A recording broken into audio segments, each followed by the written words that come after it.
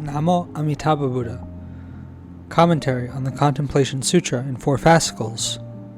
Compiled by Master Shandao of the Tang Dynasty. English translation by Householder Fo Ching. Edited by Householder Jing Tu.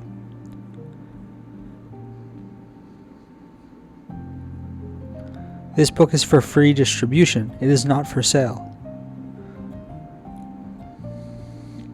First fascicle. Section on the underlying meaning of the Contemplation Sutra. To begin, everyone should aspire for refuge in the 3 gems, monastics and householders of the present time. Let us all awaken the supreme Bodhi mind. Samsara is hard to loathe, just as the Dharma is hard to love. Together we arouse a Vajra-like heart to leap beyond, break the 4 inundations apart. Aspiring to be born in Amitabha's land, in refuge we bow with folded hands. O world-honored one, my mind singularly tied, I entrust my life through all realms far and wide, to Dharma nature, true suchness, as the ocean vast, to all reward and emanation Buddhas amassed, to all bodhisattvas in their forms sublime, with relations boundless, in magnitude so prime, to all their splendors, all transformations free, the 10 stages and 3 sages, grand as the sea. Whether the appointed kalpas are fulfilled or yet remain, whether wisdom and conduct are complete or to be attained, whether afflictions are gone or linger in trace, whether latent habits endure or have been effaced, whether exertion is needed or effort stilled, whether wisdom is gained or remains unfulfilled, wondrous enlightenment and equal awakening, they abide in samadhi, Vajra mind persisting, with true resonant in a single thought, attaining the fruit and virtue nirvana has brought. To them we entrust our lives, all and complete, to Buddhas of the 3 bodies, honored for Bodhi feats, with unhindered power in their mighty grace, may they grant unseen support, their vows embrace. To them with full devotion we entrust our lives, to saints and sages of the 3 vehicles, noble and wise. Emulating the Buddha's great compassion we track, through countless kalpas never turning back. Sincerely we pray for their support from afar, in each thought behold them all wherever they are. Deluded and lost in ignorance we stray, adrift in samsara through vast kalpas sway. Yet Shakyamuni, the Buddha we now meet, in Dharma decline, his sutras endure as our guiding creed. The fundamental vow of Amitabha profound, to the land of bliss the gateway vitally bound. Virtues from meditation and non-meditation transferred, we swiftly attain the birthless body conferred. On the Bodhisattva canon my reliance shall be, sudden teaching one vehicle, vast as the sea. In the 3 gems I urge refuge, by speaking these odes, in tune with the Buddha mind, my resolve unfolds. Buddhas in 10 directions, countless as Ganges sands, with 6-fold powers, shine on me and understand. Following the teaching of the 2 Buddhas, I open wide the Pure Land path. May the merit gained from these deeds I share be received by all beings, equally and everywhere. Let the Bodhi mind arise in all and never cease, and thus be reborn in the land of joy and peace. Within this Contemplation Sutra, an initial analysis is made in 7 sections, followed by an interpretation of the sutra's entire text. 1. Preface and main theme. 2. Explanation of the sutra's title. 3. Textual interpretation, discussions of I, differing core principles, and II, classification of the teachings. 4. Spotlighting various speakers of sutras, places of delivery, and audiences. 5. Differentiation between meditative and non-meditative virtues, as well as the difference between general and specific requests. 6. Reconciliation of ostensible discrepancies between the sutra and certain commentaries, with extensive question and answer discussions to resolve doubts. 7. Identification of the point in time when Lady Vaidehi gained benefit from hearing the Buddha's direct teaching. 1. Preface and main theme. True suchness, I venture to consider, is so vast that beings in the 5 vehicles cannot fathom its bounds. Dharma nature is so profound that not even the 10 types of sacred beings can surmise its depths. The measure of true suchness is not to be found outside the restless mind. The boundless Dharma nature remains ever mobile from the origin. Within the non-phenomenal Dharma realm, Both the ordinary and the sacred are equally perfect. The twofold suchness, both contaminated and uncontaminated, together encompasses all sentient beings. Merits and virtues immeasurable, as grains of sand in the Ganges River, embody its essence and functions of profound clarity. Yet, obscured by dense layers of defilement and hindrances, the pure substance neither manifests nor radiates.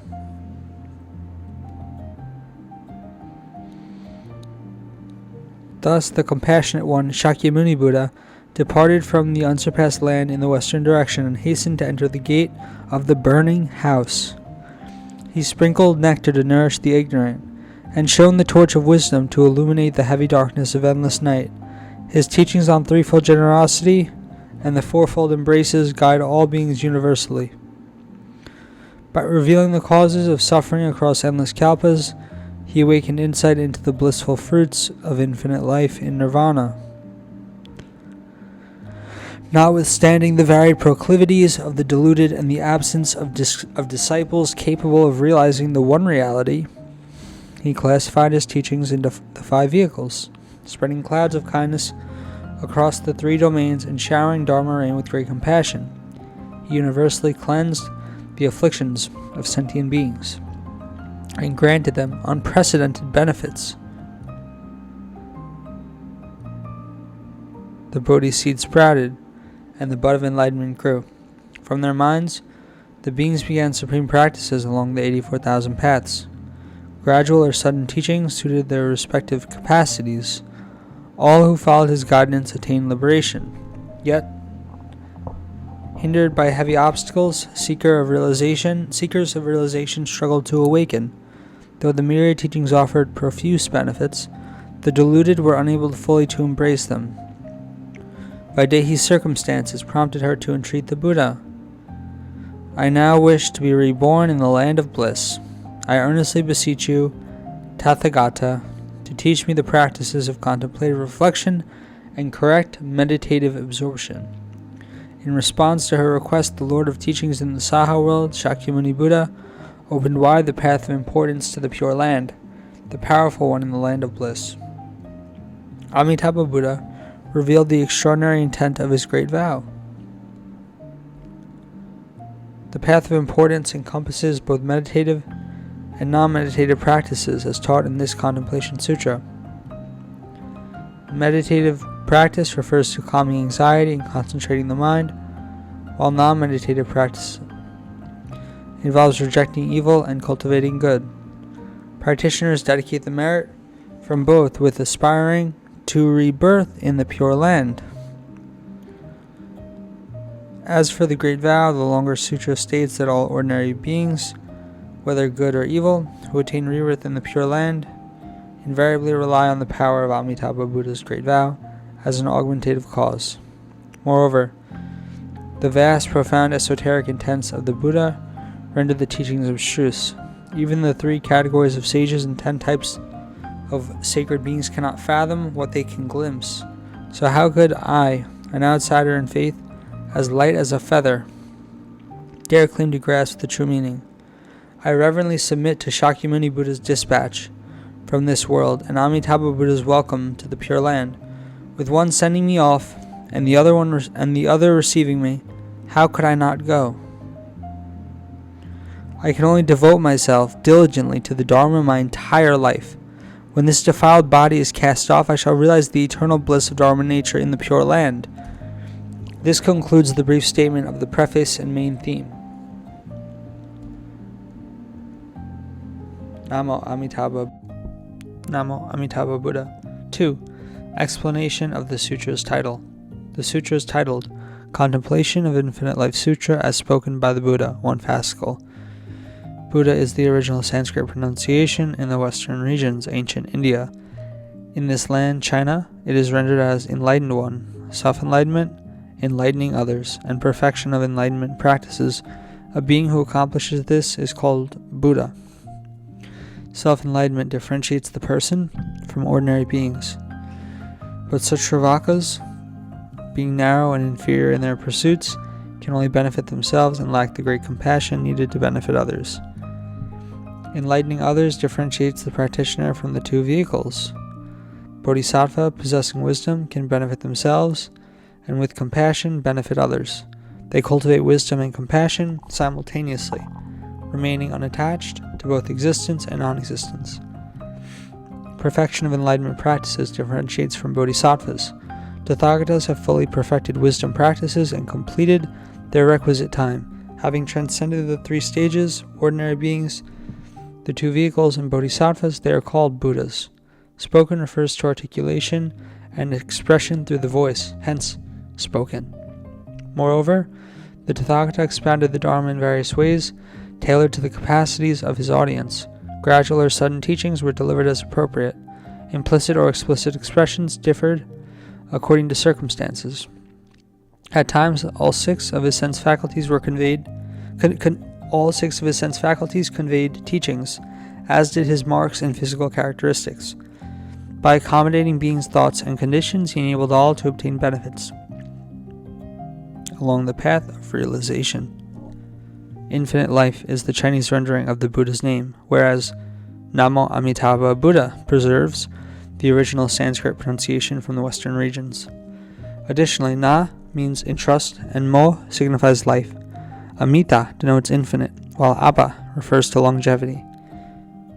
Buddha means enlightened one. The phrase thus translates as I entrust my life.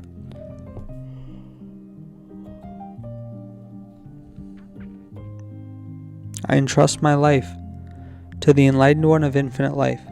This correspondence between the Sanskrit and Chinese expressions conveys that meaning. Further, infinite life refers to the Dharma that can be realized, while enlightened one represents the person who can realize it. Both the Dharma and the person are jointly expressed, hence the name Amitabha Buddha. In addition, the terms person and Dharma embody the objects of contemplation, which are of 2 types. I, circumstantial reward, the environment. I, direct reward, the beings there. The circumstantial reward consists of 3 types. A, splendors beneath the ground, all radiant jeweled pillars, illuminating and reflecting one another. B, splendors above the ground, all jeweled ground, ponds, forests, mansions, palaces, and pavilions. C, splendors in the air, all magically manifested jeweled palaces, floral nets, jeweled clouds, transformed birds, breezes, radiance, and the sounds and melodies produced by their motion. Though distinct, these 3 categories collectively represent the flawless, truthful, supreme features of Amitabha's Pure Land. Together they constitute its circumstantial splendors. The circumstantial reward is comprehensively revealed in this sutra, from the contemplation of the sun through the contemplation of the lotus throne. Within this circumstantial reward there are common and specific elements. The specific pertains to the contemplation of the lotus throne, a reward that belongs solely to Amitabha Buddha. The common aspect refers to the remaining 6 contemplations preceding the specific aspect. These correspond to the shared circumstantial rewards accessible to both ordinary and sacred beings through the Dharma realm. All who are reborn there partake of this reward together, hence it is called common.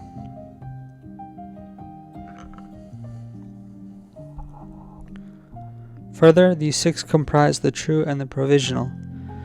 The provisional consists of the visualized sun, water, and ice. These serve as unreal, provisional, circumstantial rewards, as they represent visible phenomena in this world that bear resemblance. The true circumstantial rewards begin with the Vaidurya ground and extend to the contemplation of the jeweled mansions. These constitute the real circumstantial rewards, as these are visible phenomena in the Pure Land that are genuine and flawless. The direct reward consists of 2 types. I, the splendor of the Overlord Amitabha Buddha. 2, the splendor of the sacred assembly, including the multitudes presently in the Pure Land, and all those yet to be reborn there from the 10 directions of the Dharma realm. This direct reward is also divided into the common and the specific. The specific refers to Amitabha Buddha, which also includes both the true and the provisional. The The provisional direct reward corresponds to the 8th contemplation, the contemplation of images, including Avalokiteshvara and Mahastamaprapta. The reason: due to heavy hindrances of sentient beings, they remain deeply entangled in defilements and delusions.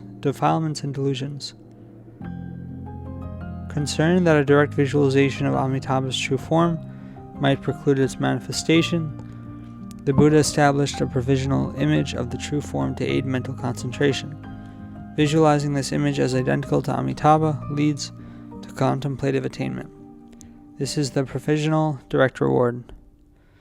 The true direct reward pertains to the 9th contemplation, the contemplation of the true body. Through the previous contemplation of the provisional direct reward, restless thoughts gradually subside, and the mind's eye opens. Practitioners roughly see the myriad splendors of the pure two rewards in that land. Both drowsiness and delusion are dispelled. As obstructions fall away, the true scenes and features of the Pure Land come into view. The common direct reward consists of Avalokiteshvara and the sacred assembly in the subsequent contemplations. The above categories of common and specific, true and provisional, together constitute the two rewards, direct and circumstantial. The term contemplation is the act of illumination, continually upholding the light of wisdom with pure faith, as a hand holds a torch to illuminate the vision of Amitabha's direct and circumstantial rewards.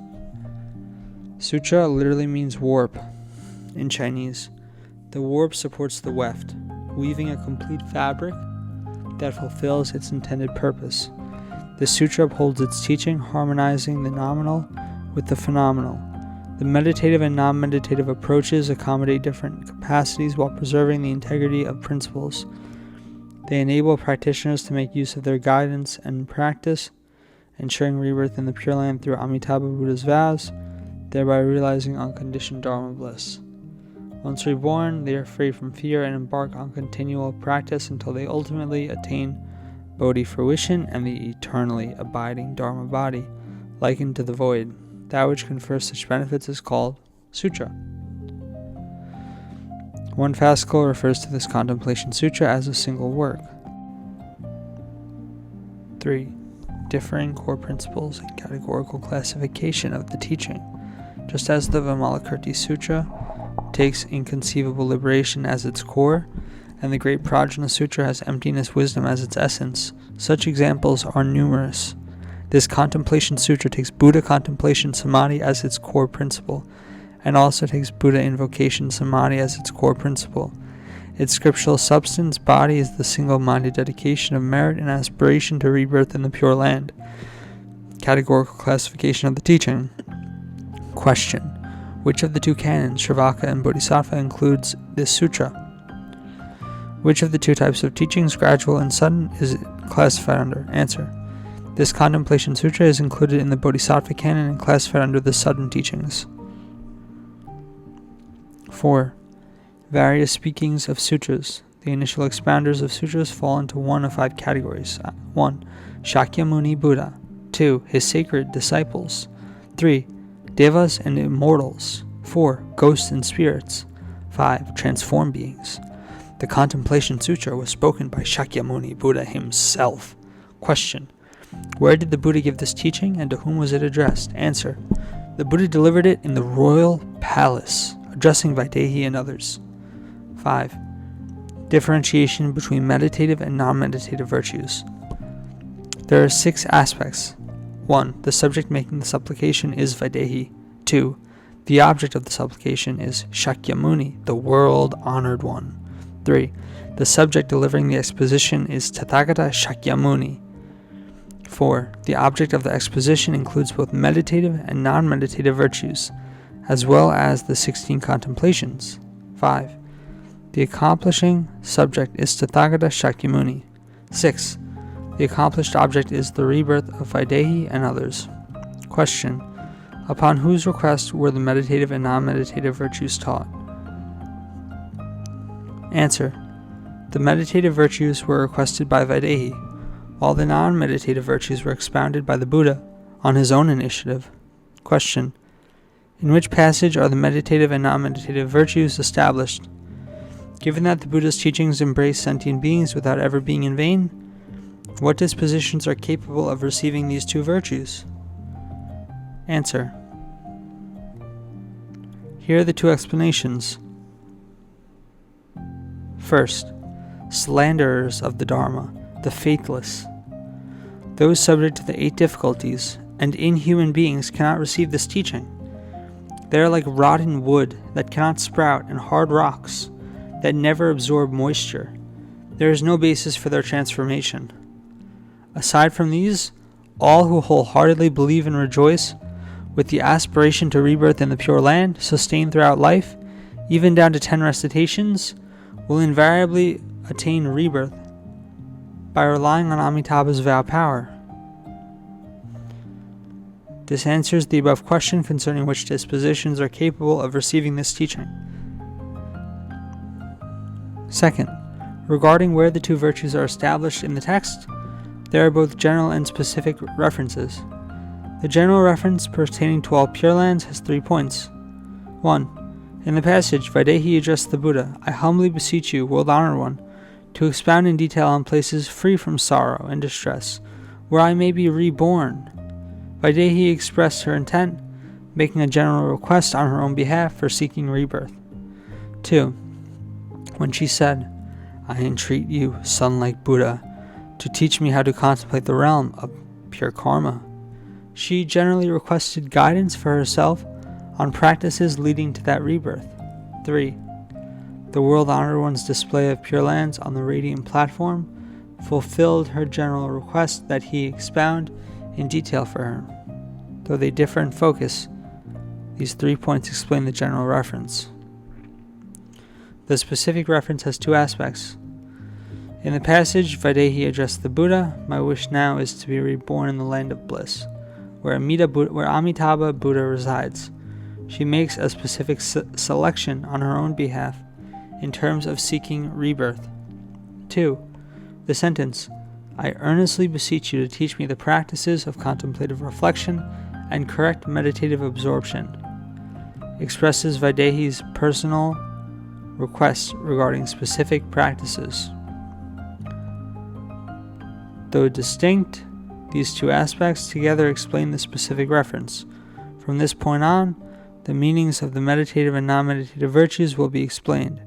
Question: What are meditative virtues and what are non-meditative virtues? Answer: The contemplation of the sun through the 13th contemplation are meditative virtues. The 3 meritorious actions and the 9 levels of rebirth are non-meditative virtues.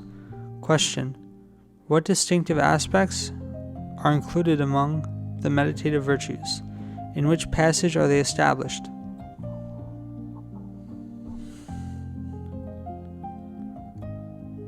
Answer: They are established in the passage where the Sutra says, "Teach me the practices of contemplative reflection and correct meditative absorption." As for distinctive aspects, there are 2. The first is contemplative reflection, and the second is correct meditative absorption. Contemplative reflection refers to the preliminary expedient practice prior to meditative contemplation. It involves visualizing both the general and specific characteristics of the circumstantial and direct rewards of the Pure Land. This corresponds to the statement in the Contemplation of the Ground. Visualizing in this way is called roughly seeing the land of bliss. It echoes the request, "Teach me contemplative reflection." Correct meditative absorption refers to the complete subsiding of the thinking mind, where both cogitation and perception are entirely extinguished, aligning with samadhi.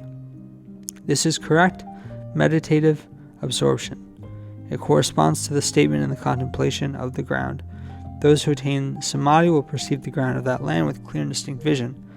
This correlates with the request, "Teach me correct meditative absorption." Though meditative and non-meditative virtues differ in meaning, this concludes the comprehensive response to the questions above. The foregoing interpretations differ from those of other masters. The other masters use contemplative reflection to describe the 3 meritorious actions and 9 levels of rebirth, linking it with non-meditative virtues. They apply correct meditative absorption to all 16 contemplations, considering them meditative virtues. I would argue against such an interpretation. Why? The Avatamsaka Sutra states both contemplative reflection and correct meditative absorption are merely synonyms of samadhi. This accords with the passage on the contemplation of the ground. Given this scriptural evidence, how could they be equated with non-meditative virtues? Moreover, in Vaidehi's previous request to the Buddha, she merely said, "Teach me how to contemplate the realm of pure karma." Then in her subsequent request, she said, "Teach me the practices of contemplative reflection and correct meditative absorption." Although there are two requests, they both pertain solely to meditative virtues. By contrast, the entire section on non-meditative virtues contains no supplication, as this teaching was initiated voluntarily by the Buddha. Scriptural evidence for this lies in the sutra's later section on causal conditions for non-meditative virtues. It will also enable future generations of ordinary beings. ...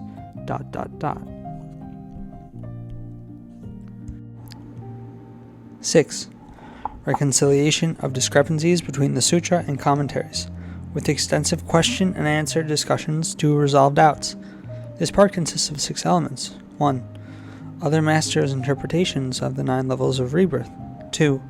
Refutation based on Dharma principles. 3. Restatement of the sutra passages on the 9 levels and refutation through reverse reasoning. 4. Scriptural evidence conclusively proving that all 9 levels of rebirth apply to ordinary beings, not saints. 5. Reconciliation of the intention for a different time. 6. Reconciliation of the idea that the seeds of the 2 vehicles are not born there. 1. Other masters' interpretations. A. The 3 levels of the upper grade tier are interpreted by the masters as follows. Those in the upper level of the upper grade are bodhisattvas from the 4th up to the 7th exclusive bodhisattva stages. Reason: they immediately attain endurance for the non-arising of dharmas upon reaching the Pure Land.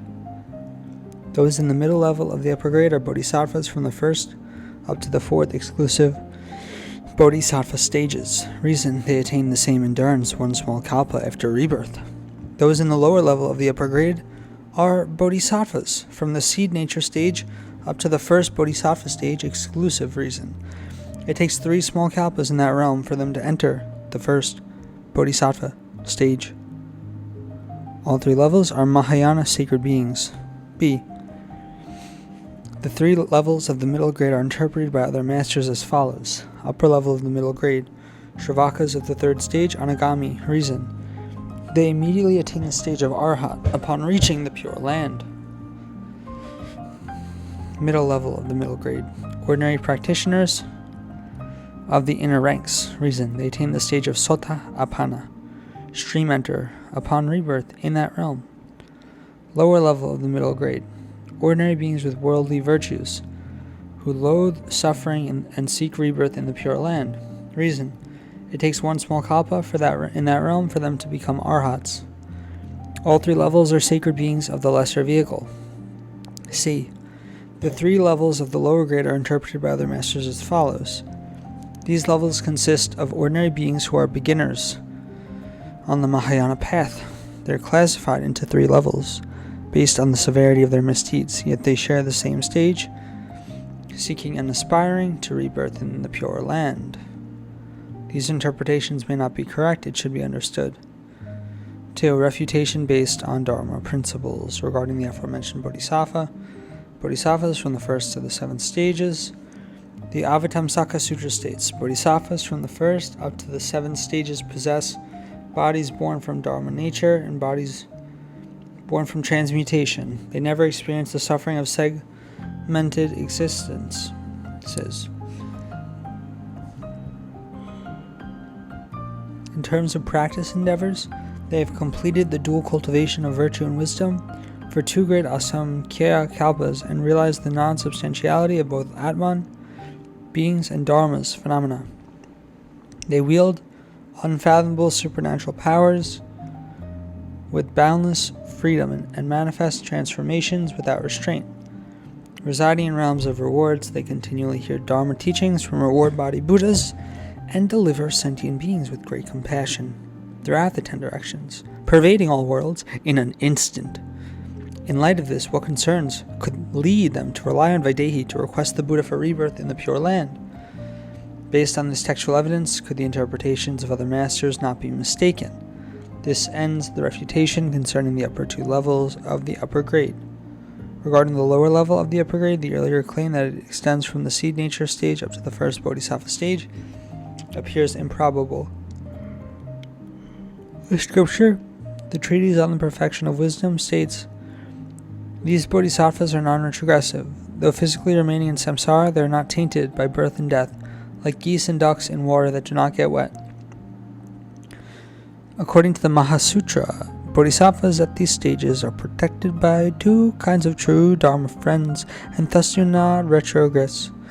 1. Buddhas of the 10 directions, and 2. Mahasattvas of the 10 directions. With their constant external empowerment through body, speech, and mind, these bodhisattvas never retrogress from virtuous dharmas, hence their stage of non-retrogression. These bodhisattvas are also capable of manifesting the eightfold aspects, of realizing the way and guiding sentient beings. In terms of practice endeavors, they have completed the dual cultivation of virtue and wisdom for one great asamkhya kalpa. With such supreme virtues, what further concerns could lead them to depend on Vaidehi's request for rebirth? Based on this textual evidence, the interpretation of other masters are once again proven mistaken. This ends the refutation relating to the upper grade of rebirth. Next is the refutation regarding the 3 levels of the middle grade. The sundry masters claim that the upper level of the middle grade comprises Shravakas of the 3rd stage, Anagami or non-returner. However, beings at this stage have permanently severed ties to the 3 wretched realms and will no longer be reborn in the 4 destinies. Though they may commit negative karma in the present, they are certain not to incur next life from karmic retribution.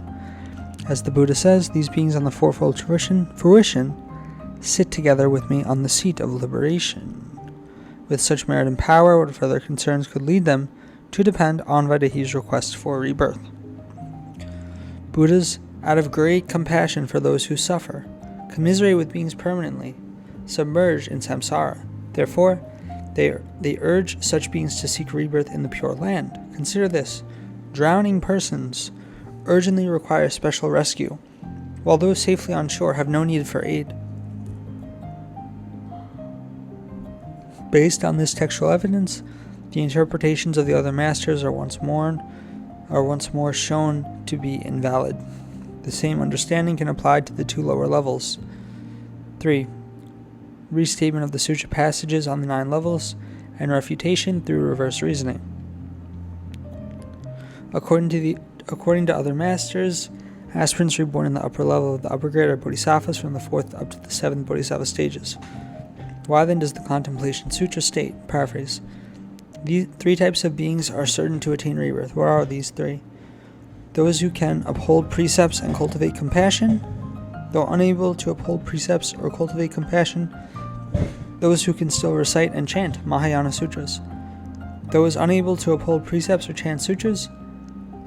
Those who can still invoke the Buddha, Dharma, and Sangha. These 3 types of beings apply exclusive, diligent effort in their respective practices for 1 day and night, or even up to 7 days and nights. Continuously, without interruption, they dedicate the merits of their practices in aspiration to rebirth in the Pure Land. When they approach death, Amitabha Buddha, along with emanated Buddhas, Bodhisattvas, and the sacred assembly, radiate light and extend their hands. In an instant, these practitioners are reborn in the Pure Land.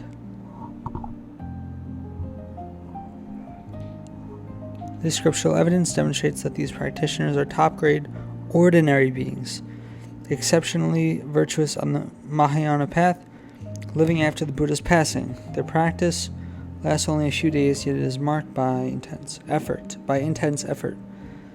How could they be equated with sacred beings beyond the initial bodhisattva stage? The practice of bodhisattvas from the 4th to the 7th stage are truly beyond imagination. Why would they rely on just 1 to 7 days of virtuous practice to seek rebirth through the Buddha's welcoming hands and lotus pedestal? This concludes the reverse refutation relating to rebirth at the upper level of the upper grade. Next, concerning the middle level of the upper grade, the other masters state, they are bodhisattvas from the first to the fourth stages. Why then does the Contemplation Sutra say, without needing to memorize the Mahayana scriptures? What is meant by without needing? It means they may read the sutras or may not. The text speaks only of a need to properly understand the meaning without mentioning actual practice. The sutra further states they have deep faith in cause and effect and refrain from slandering the Mahayana. They dedicate these virtuous roots in aspiration to rebirth in the Pure Land as they approach death. Amitabha Buddha, along with emanated Buddhas, Bodhisattvas, and the sacred assembly, extend their hands in unison, and the practitioners are immediately reborn in the Pure Land. This textual evidence confirms that these practitioners are also ordinary beings of the Mahayana path, living after the Buddha's passing. Their practices are slightly weaker, leading to differences in how they are welcomed at life's end. However, the practice of bodhisattvas from the first to the fourth stages are, as described in the Avatamsaka Sutra, truly beyond comprehension. How could they depend on Videhi's request to attain rebirth? This concludes the reverse refutation concerning the middle level of the upper grade. As for the lower level of the upper grade, the other masters state, they are bodhisattvas from the seed nature stage up to the first bodhisattva stage. Why then does the Contemplation Sutra say, also have faith in cause and effect? What is meant by also have faith? It implies that they may have faith or may not, hence the word also. The sutra further states they refrain from slandering the Mahayana and simply develop the resolve for supreme enlightenment.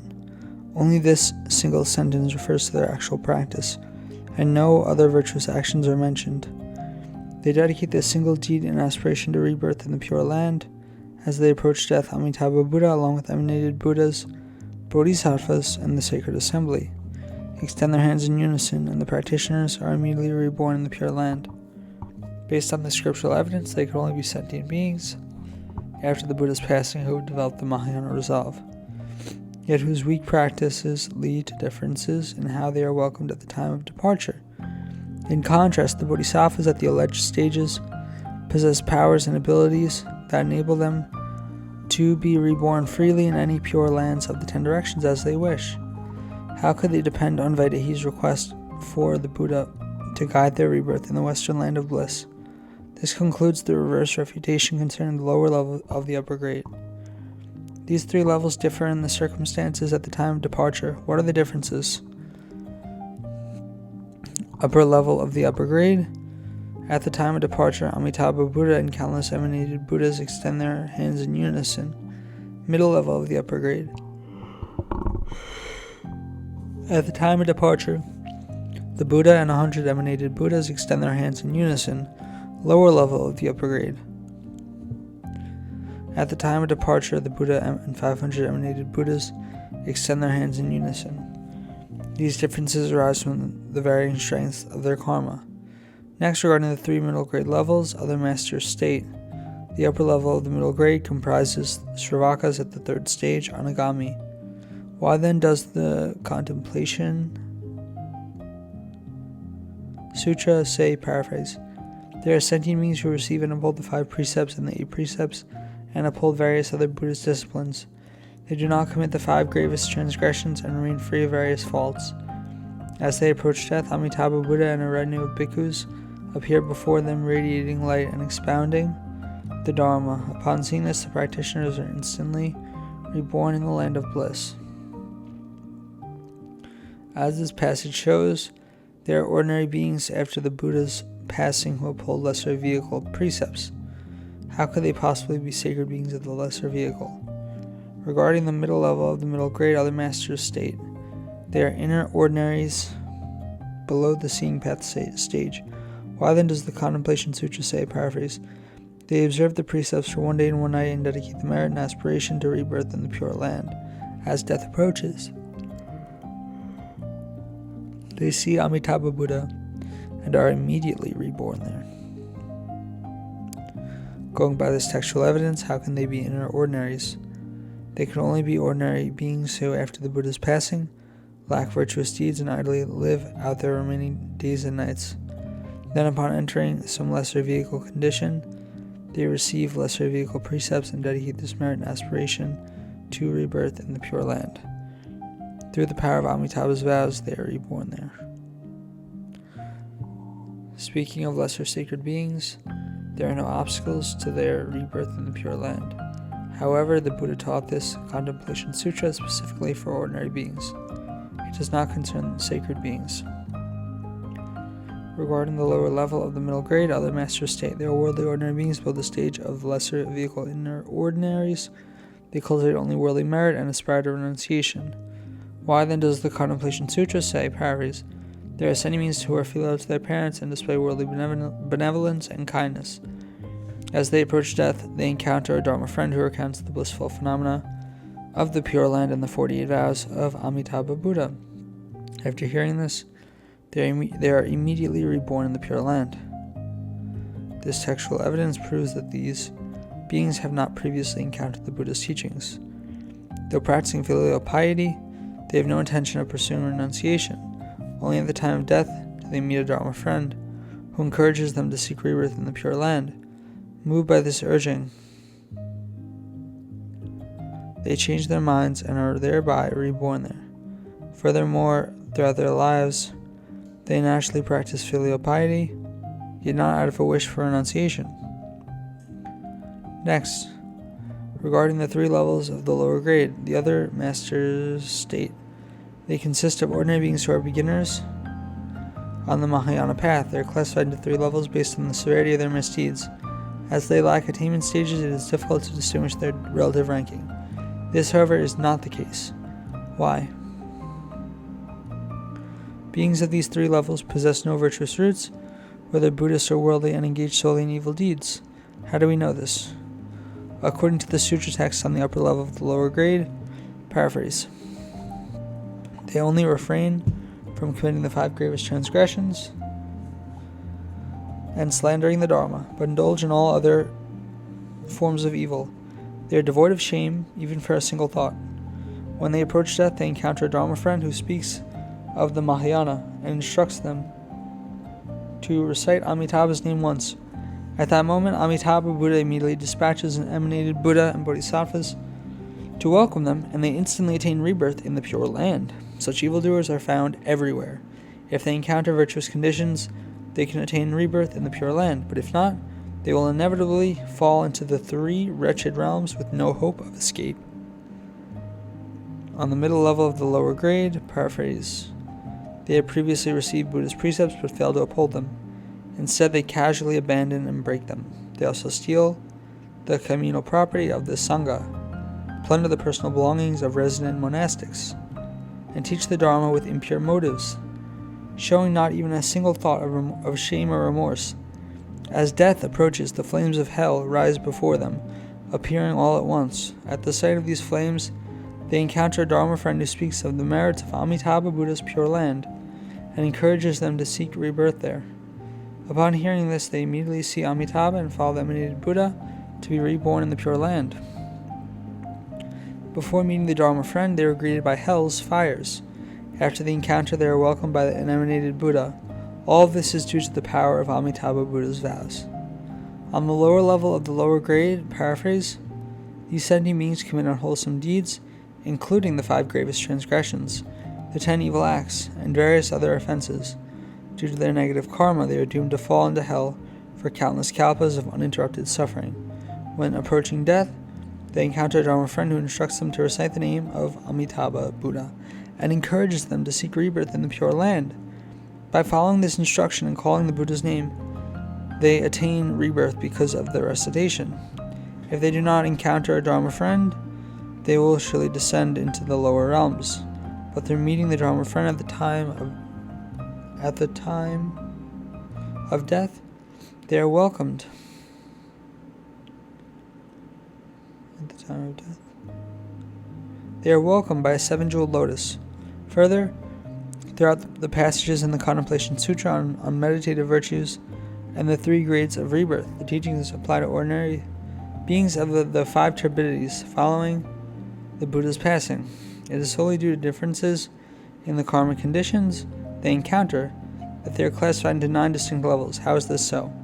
3 upper grade levels, ordinary beings who have encountered great vehicle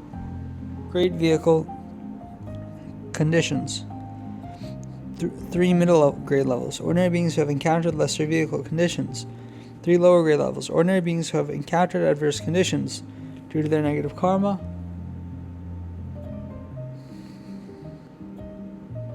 They can only rely on a Dharma friend as death approaches, and through the power of Amitabha Buddha's vows, attain rebirth in the Pure Land. Only after their arrival when the lotus blooms do the latter group begin to develop the Bodhi mind. How can they be regarded as beginners on the Mahayana path? To hold such a view not only brings personal loss, but also misleads others, resulting in significant harm. Passages from the sutra will now be cited as evidence, in hopes that both virtuous and wicked ordinary beings may benefit equally from the 9 levels of rebirth, awaken faith free of doubt, and by relying on the power of Amitabha's vows, attain rebirth in the Pure Land without exception. 4. Scriptural evidences. Question. Regarding the preceding reverse refutations, how can it be ascertained that the World Honored One intended these teachings for ordinary beings and not for sages? Is this conclusion determined solely from subjective sentiment, or is there also scriptural evidence to support it? Answer. Sentient beings are weighed down by heavy defilements and possess only shallow and narrow wisdom. The Buddha's intentions are boundless and profound. How can I presume to interpret them on my own? Now I will quote the Buddha's words one passage after another as clear evidence. This scriptural evidence consists of 10 passages from the Sutra. Passage 1. The Contemplation Sutra states, the Buddha said to Vaidehi, I'll now explain this in detail for you, using various analogies. It will also enable future generations of ordinary beings who wish to cultivate pure karma to attain rebirth in the Western Land of Bliss. Passage 2. The Sutra states, now the Tathagata will teach about pristine, pure karma for all beings of future generations, those afflicted by vexatious thieves. Passage 3. It states, today the Tathagata will instruct Vaidehi and all future beings to contemplate the Western Land of Bliss. Passage 4. It further states, Vaidehi said to the Buddha, through the Buddha's power I am able to behold that land today, yet after the Buddha's parinirvana, sentient beings will become turbid, wicked, and devoid of virtue, burdened by the 5 sufferings. How will they be able to see that Buddha land? Passage 5. At the beginning of the contemplation of the sun, it is stated, the Buddha said to Vaidehi, you and sentient beings should focus your minds, continuing until all sentient beings who have eyes, except those born blind, can see the setting sun. Passage 6. Apropos the contemplation of the ground, it is stated, the Buddha said to Ananda, you should preserve my words and expound this method of contemplating the ground to all multitudes of future generations who seek liberation from suffering. Passage 7. In the contemplation of the lotus throne, it is stated, Vaidehi said to the Buddha, World Honored One, through the Buddha's power I have seen Amitabha Buddha and the 2 Bodhisattvas. How can sentient beings of future generations behold them? Passage 8. In the subsequent response to the aforementioned request, it is stated, the Buddha said to Vaidehi, you and sentient beings who wish to contemplate that Buddha should begin by envisioning. Passage 9. In the contemplation of the images, it is stated, the Buddha said to Vaidehi, Tathagatas enter the mind of each sentient being. For this reason, when thinking of a Buddha, your mind become. Passage 10. For the 9 levels, each is explained as being intended for all sentient beings. The foregoing, while consisting of 10 varied phrases, nonetheless demonstrates that the Buddha expounded the 16 contemplations solely for sentient beings endlessly embroiled in samsara, addressing neither greater nor lesser vehicle sacred beings. Given such textual evidence, how could there be an error? 5. Reconciliation of the intention for a different time. This consists of 2 points. A. The compendium of the Mahayana mentions, as an example of the different time intention, those who invoke Prabhu Taratna, abundant treasures Buddha, will attain non-retrogression and non-descent in Supreme Bodhi. Any reference to Bodhi pertains to the realization of Buddhahood, which is the direct reward. According to the principles of attaining Buddhahood, myriad practices must be perfected before realization is possible. How could anyone expect the single practice of Buddha invocation to accomplish this? Such a possibility does not exist. despite the mention of Buddhahood not yet attained. Buddha invocation is indeed one of the myriad practices. How do we know this? As stated in the Avatamsaka Sutra, Bhikkhu Meritorious Cloud said to Sudana, "In the vast ocean of the world honoring one's wisdom, I know only one practice, called Buddha Invocation Samadhi." With this piece of textual evidence, is it not truly one of the practices? Though invocation is only a single practice, from within samsara until the attainment of Buddhahood, it ensures eternal non-retrogression and non-submergence. Thus it is termed non-descent. Question: if that is the case, why does the Lotus Sutra state, by reciting Namo Buddha once, one has already accomplished the Buddha path, which signifies the complete attainment of Buddhahood? How does this differ from the previous statement? Answer: A. In the compendium, reciting the Buddha's name is intended solely for the attainment of one's own Buddhahood. The Lotus Sutra, however, highlights Buddha recitation to distinguish it from the 95 non-Buddhist paths.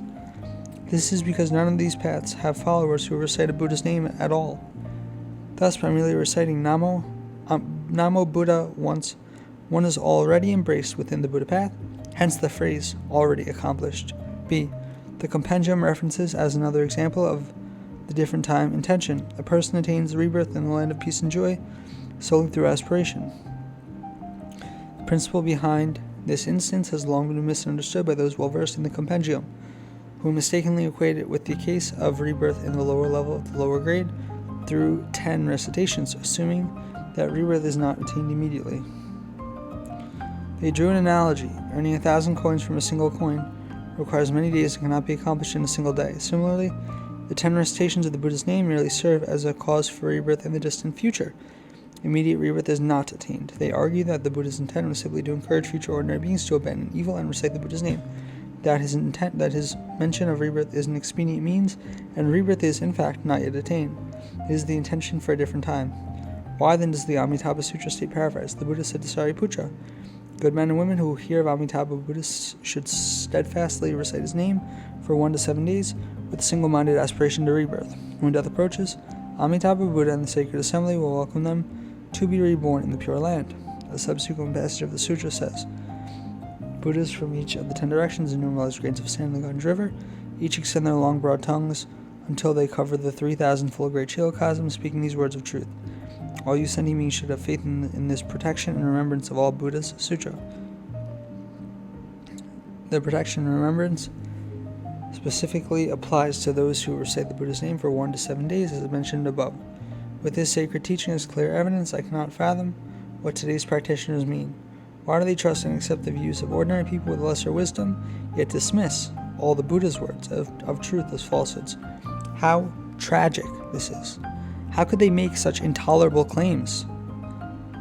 Nonetheless, I sincerely hope that all aspirants to rebirth will carefully reflect. It is far better to stake this present lifetime on believing, even if mistakenly by some chance, in the Buddha's words, than to cling to Bodhisattva's treatises as a guide to practice. A stubborn adherence to the latter not only harms themselves, but also misleads others. Question: why is it said in the compendium that despite initiating practice, one still fails to attain rebirth? Answer: to attain rebirth, one must embrace both practice and aspiration. Only then can rebirth be achieved. However, the compendium mentions only the aspiration to rebirth, without indicating that practice has been undertaken. Question: why do you say practice is not indicated? Answer: because not even a single thought of practice has ever arisen in the person's mind. That is why practice is not mentioned. Question: what is the difference in meaning between aspiration and practice? Answer: as the sutras state, practice alone is isolated and leads nowhere, while aspiration alone is futile and leads nowhere and also leads nowhere. Aspiration and practice must support each other to achieve success in any endeavor. The compendium mentions only aspiration and does not indicate practice. This is why rebirth is not immediately attained, and the aspiration merely serves as a cause for rebirth in the distant future. This is the precise meaning. Question: what does aspiration signify for the compendium to assert that rebirth is not attained? Answer: it signifies that upon hearing from others about the unfathomable happiness of the Western Pure Land, one proudly makes a wish. I too hope to be reborn there. However, after these words are spoken, no further actions follow. This is what is meant by aspiration. In this Contemplation Sutra, the 10 recitations of Amitabha, Buddha's name, fully embody 10 aspirations and 10 practices. How is this so?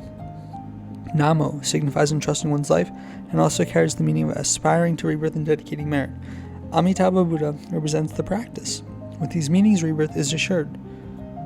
Furthermore, in the compendium, reciting Prabhutaratna Buddha's name aims to pursue Buddhahood, namely the direct reward, whereas solely aspiring to rebirth in the Pure Land orients to its circumstantial reward. The direct versus the circumstantial, how can they be similar? The direct is difficult to attain, so the single practice of Buddha invocation through consummate does not yield success. The circumstantial is easier to pursue, nonetheless, one simple wish does not suffice to enter the Pure Land. Notwithstanding the above, consider commoners from the outlying regions of a country. While they may easily entrust themselves to the sovereign, they can scarcely attain rulership. Likewise, today's aspirants to rebirth are all beings who entrust themselves to Amitabha. How could that not be effortless? As long as one recites for an entire lifetime, even down to 10 times, relying on the power of Amitabha's vow, none will fail to attain rebirth. Therefore, it is easy. This is precisely. True meaning is not found in words alone, lest faithful hearts let seeds of doubt be sown. The Buddha's sacred teaching must be clearly shown. The confusion in those who hear is overthrown. 6. Reconciliation of the notion that seeds of the two vehicles are not born there. Question: is Amitabha's Pure Land a realm of rewards or a realm of transformation? Answer: it is a realm of rewards, not a transformation realm. How do we know this? The Mahayana Same Nature Sutra states, the Western land of peace and joy is a realm of rewards, and Amitabha Buddha there is a reward body Buddha. The Infinite Life Sutra states, paraphrase, when he practiced the Bodhisattva path in the presence of Tathagata Lokasvara, Bhikkhu Dharmakara proclaimed 48 vows, each and every one of which declared, if when I achieve Buddhahood, sending beings of the 10 directions who recite my name and aspire to be reborn in my land, even with as few as 10 recitations, should fail to be reborn, may I not attain perfect enlightenment. Given that he has attained Buddhahood, this is precisely the body that recompenses his practices in the causal ground. Furthermore, in the Contemplation Sutra, when those in all 3 levels of the upper grade approach death, it is invariably stated, Amitabha Buddha along with emanated Buddhas come to welcome them. This is the reward body Buddha together with the transformation body Buddha, emanated Buddhas, extending their hands in welcome, hence the phrase, along with. Based on this textual evidence, we know that Amitabha is a reward body Buddha. However, reward body and response body are simply synonyms akin to eye and oculus. Earlier translations rendered reward as response, while later ones phrased response as reward. References to reward emphasize that causal practices are never in vain. They inevitably lead to the corresponding fruition. The effect echoes the cause, and this is called reward. On the other hand, the myriad practices cultivated over 3 Asamkhya kalpas unfailingly give rise to bodhi in response. The body that results from completion of the path to Buddhahood is the response body.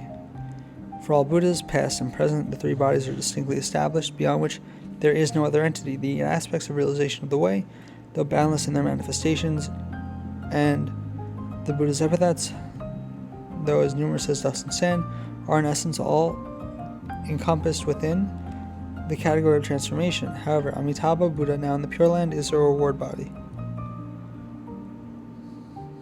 Question: if Amitabha is said to be a reward body Buddha, and given that reward bodies are eternally abiding, never subject to birth and death, why does the Avalokiteshvara prediction sutra state there is also a time when Amitabha Buddha enters parinirvana? How can this be reconciled? Answer: the matter of entering or not entering parinirvana pertains solely to the realm of Buddhas. Even those of the 3 vehicles, shallow in wisdom, cannot glimpse it, let alone lesser and ordinary beings. Nevertheless, for those who insist on knowing, I will but boldly cite a sutra as clear evidence to demonstrate. The great Prajna Sutra's chapter on nirvana not being transformational states, the Buddha asks the Buddhi, what do you think? If a transformed being creates another transformed being, does this transformed being have any real entity that is not empty? Subhuti replied, no, world honored one. The Buddha told Subhuti, form is transformational, as are sensation, perception, mental formations, and consciousness, extending even to all-inclusive wisdom, which is also transformational. Subhuti said to the Buddha, world honored one, if worldly dharmas are transformational, and so are extra-worldly dharmas, Then are the following dharmas also transformational: the 4 foundations of mindfulness, 4 correct efforts, 4 bases of supernatural power, 5 mental faculties, 5 powers, 7 factors of Bodhi, the Noble Eightfold Path, 3 liberation gates, factors of Bodhi, the Noble Eightfold Path, 3 liberation gates, Buddha's 10 powers, 4 fearlessnesses, 4 unobstructed wisdoms, 18 special qualities, all dharma fruitions, as well as sages and sacred beings, Sotapannas, Sakadagamis, Anagamis, Arhats, Praktika Buddhas, Bodhisattva, Mahasattvas, and Buddhas, the world-honored one. The Buddha told Subhuti, all dharmas are transformational. Among these, there are transformations in the Shravaka dharmas, Pratika Buddha dharmas, Bodhisattva dharmas, Buddha dharmas, affliction dharmas, and dharmas of karmic causes and conditions. Therefore, Subhuti, all dharmas are transformational. Subhuti asked the Buddha, world-honored one, with regard to the riddance of afflictions, namely the fruitions of Sotapanna, Sakadagami, Anagami, and Arhat, as well as the Pratika Buddha path, in which lingering tendencies of afflictions are eliminated, are all these also transformational? The Buddha told Subhuti, dharmas that exhibit the characteristics of arising and ceasing are all transformational. Subhuti asked, world-honored one, what dharmas are not transformational? The Buddha replied, dharmas that neither arise nor cease are not transformational. Subhuti asked, what dharmas neither arise nor cease and are therefore not transformational? The Buddha answered, nirvana without delusive characteristics is a dharma that is not transformational. World-honored one, as you yourself have said, all dharmas are equal. They are not created by Shravakas, Pratika Buddhas, Bodhisattva, Mahasattvas, or Buddhas. Whether or not a Buddha appears, all dharmas are constantly empty in nature. This emptiness in nature is nirvana. How then can the singular dharma of nirvana not be transformational? The Buddha replied to Subhuti, indeed, indeed. All dharmas are equal, not created by Shravakas, and so on, up to the point that emptiness in nature is nirvana. If bodhisattvas with newly formed resolve hear that all dharmas are ultimately empty in nature, and that even nirvana is transformational, their minds may become shocked and fearful. Therefore, for such newly resolved bodhisattvas, I made a distinction. Dharmas that arise and cease are transformational, while those that neither arise nor cease are not transformational. Now, as verified by the above sacred teaching, Amitabha Buddha is definitely a reward body Buddha. Even if he were to enter parinirvana in the future, this principle is not contradicted. Those with wisdom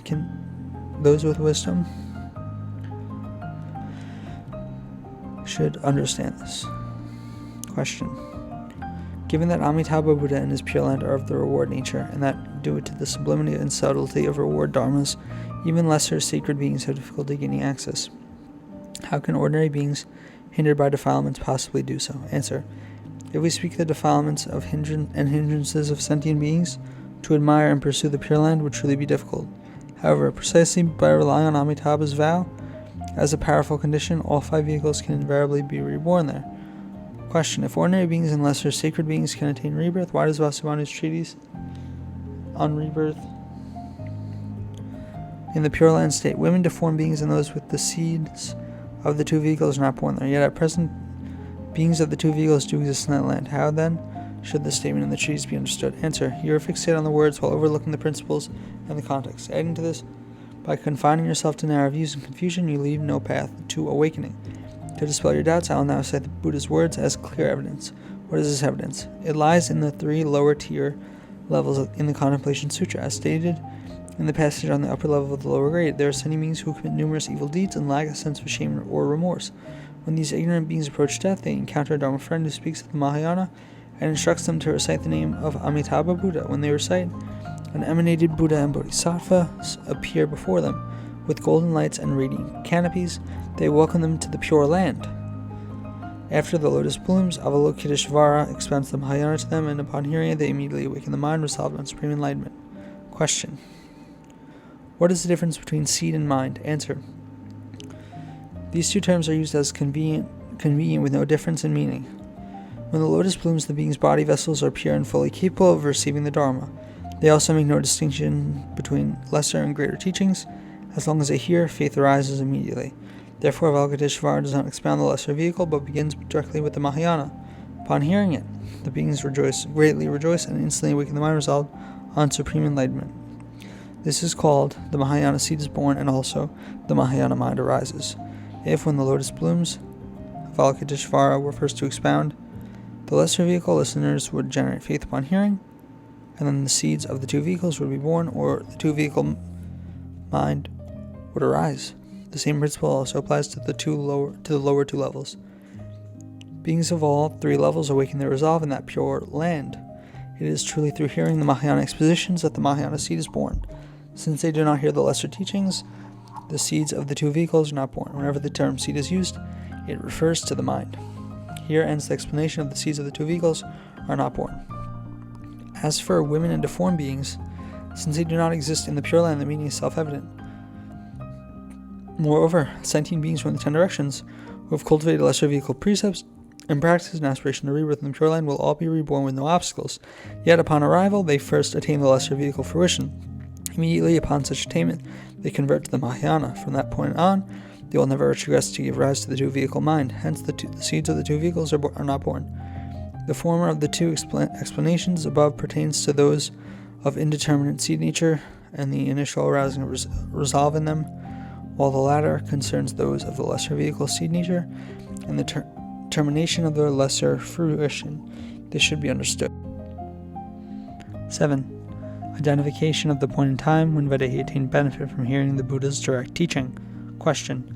Given that Vaidehi attained the endurance for the non-arising of dharmas, at what point did she attain it, and in which passage is this mentioned? Answer.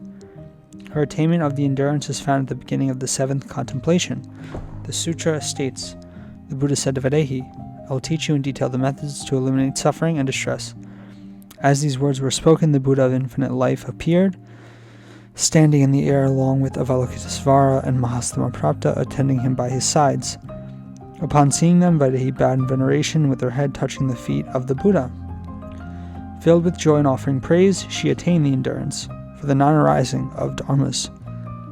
How do we know this? In the subsequent benefits section, it is stated, they saw the Buddha's form and the two bodhisattvas. Filled with joy, they marveled at this unprecedented experience. They attained a sudden great awakening and realized the endurance for the non-arising of dharmas. This attainment did not occur at the time when Pure Lands were displayed on the radiant platform. Question. In an earlier passage it is stated, upon witnessing the extraordinarily wondrous and blissful phenomena of that land, your hearts will be filled with joy, and you will immediately attain the endurance for the non-arising of dharmas. How can this sentence be explained to achieve reconciliation? Answer. This sentence serves simply as a convenient prologue provided by the World-Honored One in response to Vaidehi's earlier specific request, introducing the benefits of subsequent contemplations as an exhortation to practice. How do we know this? In a subsequent passage it is stated, the Tathagatas possess extraordinary, skillful means to enable you to attain this vision. The contemplations of the sun, water, and ice, leading up to the 13th contemplation, are all extraordinary skillful means. Their purpose is to enable sentient beings to succeed in all these contemplations. Upon witnessing the wondrous phenomena, they will rejoice in their hearts and thereby attain the endurance for the non-arising of dharmas. This is nothing more than the Tathagata's compassion for beings of the age of decline, presenting the benefits and encouraging practice so that those who have accumulated cultivation may not miss the present life benefits from the imperceptible support of sacred power.